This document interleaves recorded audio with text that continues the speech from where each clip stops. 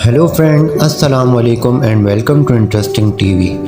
दोस्तों, दुबई दुनिया का सबसे खूबसूरत और जदीद मुल्क। बड़े बड़े शॉपिंग मॉल, ऊंची ऊंची बिल्डिंग और लाखों लोग हर साल दुबई का रुख करते हैं। दरअसल आज हम बात करेंगे कि कैसे एक सुनसान और वीरान सहरा दुबई लोगों की तवज्जो का मरकज़ बना।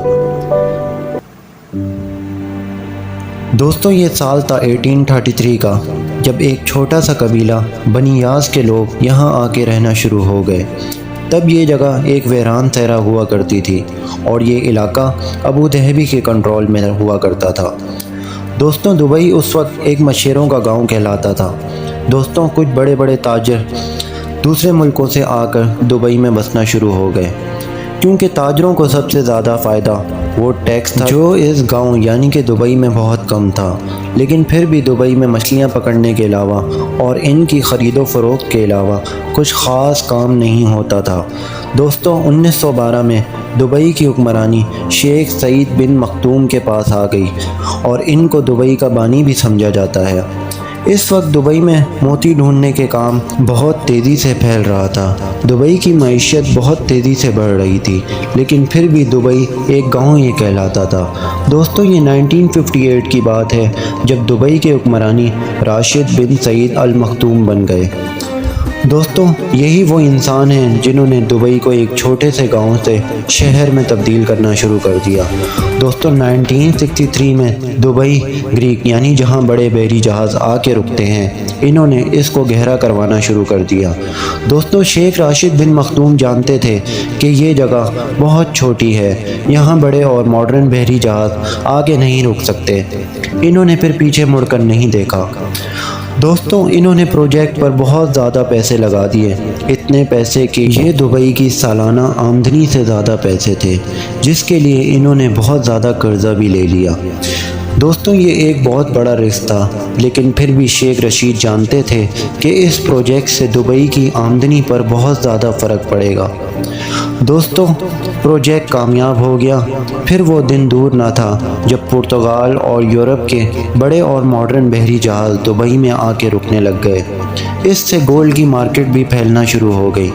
दोस्तों, प्रोजेक्ट के तौर पर शेख अक्सर बरतानिया और यूरोप वगैरह जाया करते थे। दोस्तों, शेख को बरतानिया के ब्रिज बिल्डिंग और कंस्ट्रक्शन एयरपोर्ट बहुत ज़्यादा मुतासिर करते थे। दोस्तों, शेख चाहते थे कि दुबई भी कभी एक ऐसा मॉडर्न शहर बन जाए। दोस्तों, शेख राशिद बिन सईद अल मखदूम ने दुबई को शहर की शक्ल देना शुरू कर दी। दोस्तों, इन्होंने दुबई में पैसों को प्रोजेक्ट पर काम पर लगाने शुरू कर दिए और इन्होंने दुबई में एक एयरपोर्ट भी बनवा दिया। ये दुबई में टेलीफोन और बिजली की लाइन बनवा रहे थे। लोग समझते थे कि शेख पैसों को ज़ाया कर रहे हैं। लोग समझते थे कि दुबई कभी एक मॉडर्न और इंटरनेशनल शहर नहीं बन सकता। लेकिन दोस्तों, 1966 में दुबई की किस्मत ही बदल गई। ये वो साल था जब दुबई में तेल यानी कि ऑयल दरियाफ्त हो गया, लेकिन दुबई में इतने ज़खायर मौजूद नहीं थे। दोस्तों, शेख राशिद बहुत ज़हीन इंसान थे। इन्होंने इस बात को बड़ी अक्लमंदी से समझा कि दुबई कभी तेल पर इंडिपेंडेंट नहीं हो सकता, क्योंकि ये ज़खायर बहुत कम थे।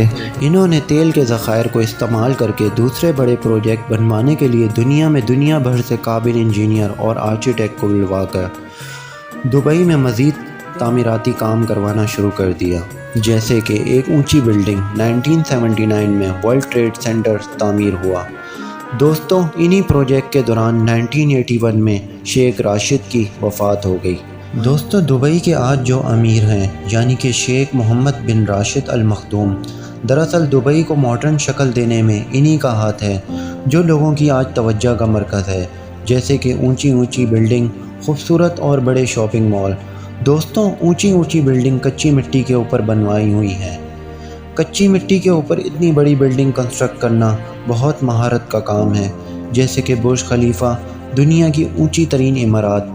इस बिल्डिंग का वज़न 1,20,000 टन से भी ज़्यादा है।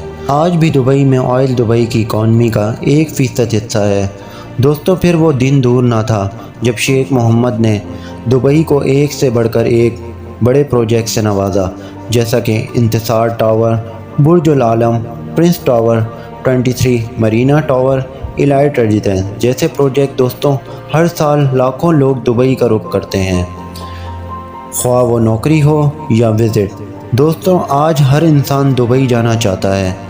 دوستوں بڑی بڑی companies delight, Amazon, PwC، Microsoft اور IBM جیسی بڑی کمپنیز نے دبئی کا رخ کر لیا۔ دوستوں اس طرح ایک صحرا جو دبئی کے نام سے جانا جاتا ہے ایک انٹرنیشنل اور لوگوں کا ورلڈ ڈریم بن گیا۔ دوستوں اگر آپ کو میری ویڈیو اچھی لگی تو ضرور لائک اور سبسکرائب کریں، ساتھ ساتھ بیل آئیکن کو بھی پریس کریں تاکہ آنے والی انفارمیٹیو ویڈیو آپ کو ملتی رہیں۔ اپنا بہت خیال رکھیے گا۔ اللہ حافظ۔